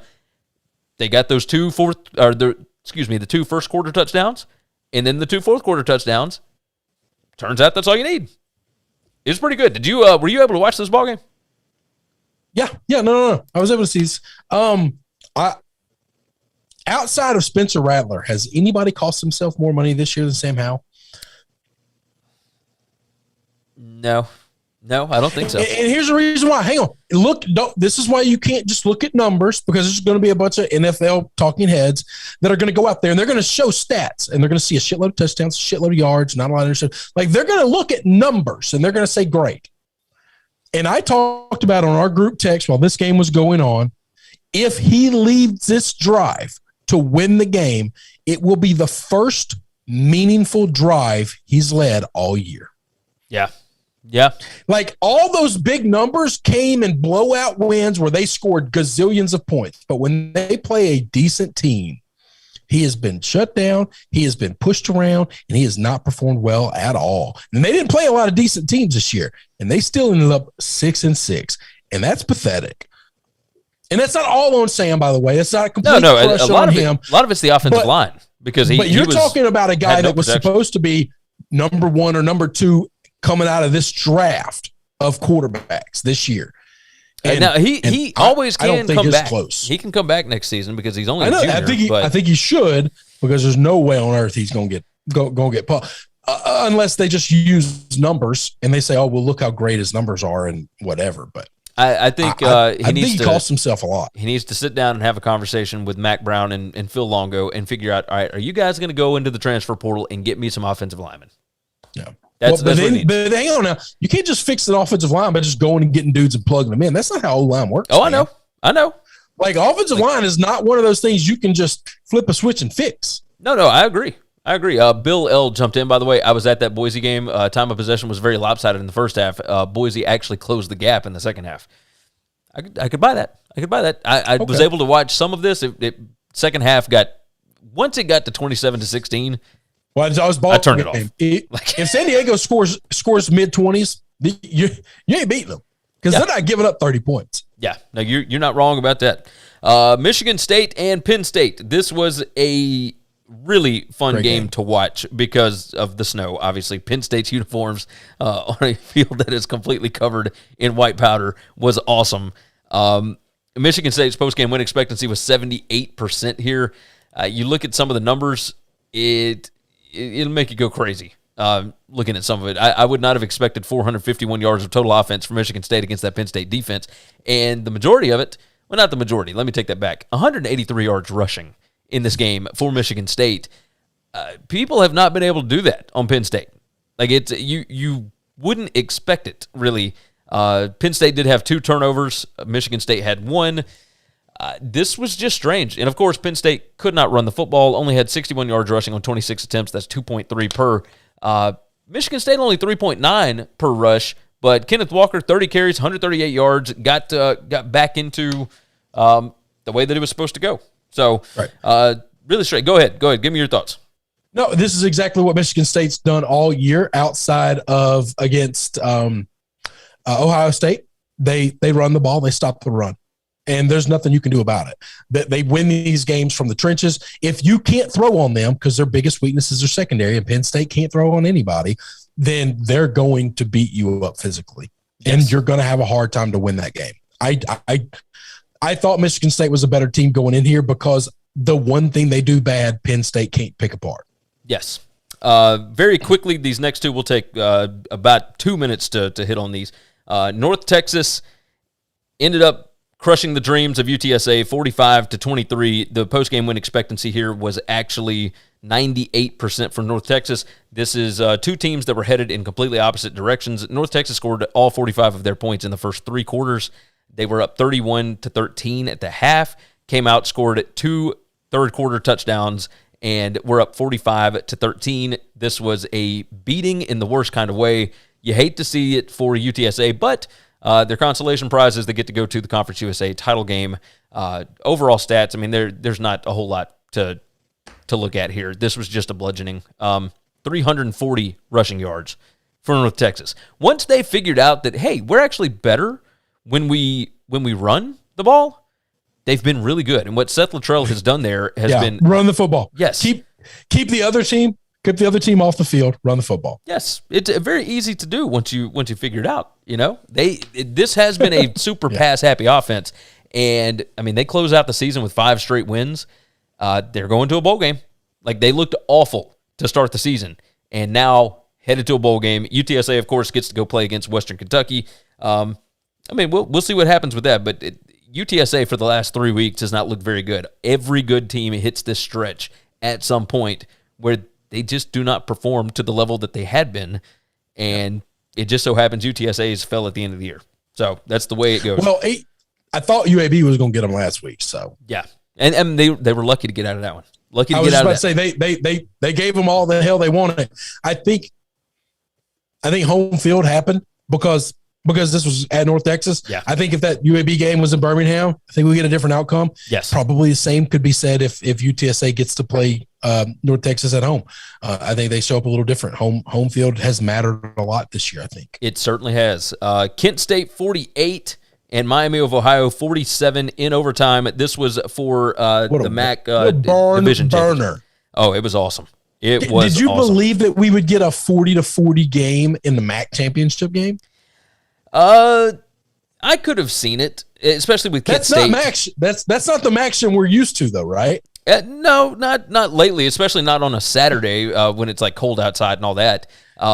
This was 642 yards of offense from Kent State, 549 from Miami of Ohio, which if you had told me that that the little Gabbert, Blaine's little brother, would pass 26 out of 51 for 405 yards, 4 touchdowns, 2 picks, that sounds like Dustin Crum numbers, and Dustin Crum was 24 out of 33, 325, 2 touchdowns, 2 interceptions.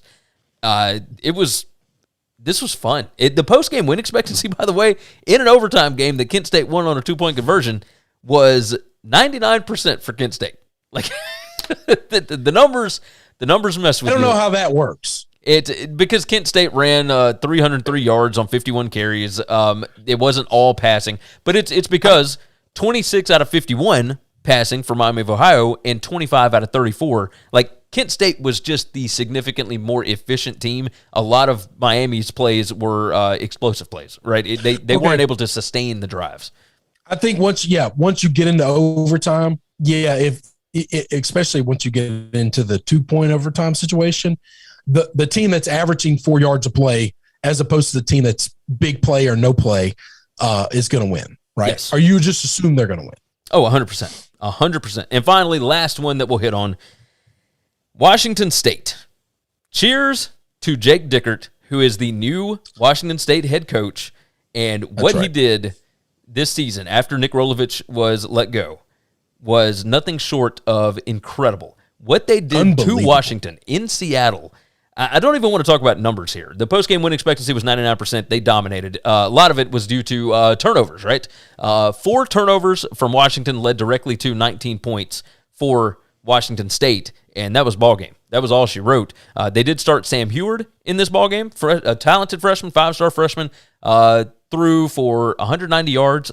He was 17 out of 31, 190, 1 touchdown, and 4 picks. That's freshman quarterback in a big-time rivalry spot. That's rough. Right. That's very, very rough. Right. But the offense for Washington State took advantage of them and was able to score. And what they did at the end of this game, I've never seen a rival team. An opposing team. Hey, how do you find – how does a fine work on that? I have no idea.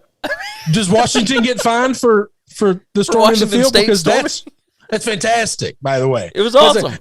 That's exactly what should happen, Washington gets the fine for allowing them to storm the field. Them planting the flag in the middle of the field in Seattle, surrounded by Washington State fans, was the most incredible thing I have ever seen. It was unbelievable.